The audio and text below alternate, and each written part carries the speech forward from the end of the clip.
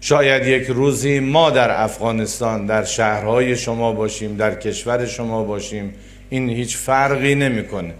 اون چیزی که مهم هست این هست که ما باید به هم احترام بذاریم. دوستان عزیز اتباع از کشور محترم برادر و دوست قدیمی ما افغانستان، برادران ایمانی هستند، برادران مؤمن یکدیگر هستند، فرقی نمیکنه چه ایرانی، چه افغانی، چه پاکستانی، چه عراقی، چه عربستانی، چه هر کشور دیگه‌ای که باشه.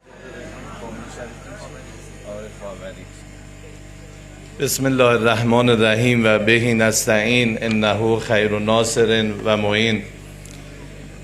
تبریک عرض میکنم فرارسیدن اعیاد مبارک ماه شعبان رو خدمت همه شما عزیزان، برادران و خواهران عزیز.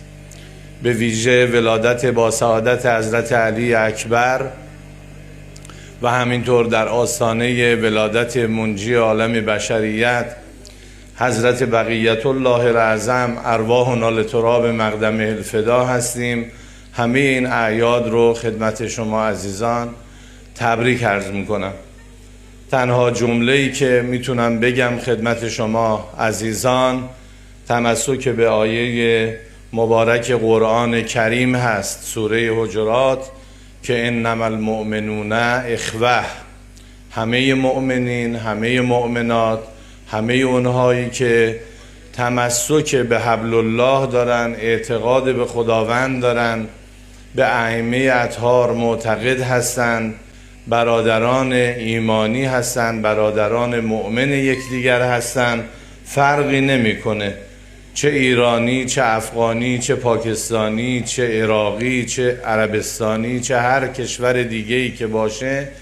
اینها توزیع ملیت هاست و الا در نفس کار، در ذات کار، در اصل کار همه ما و شما برادران و خواهران ایمانی هستیم.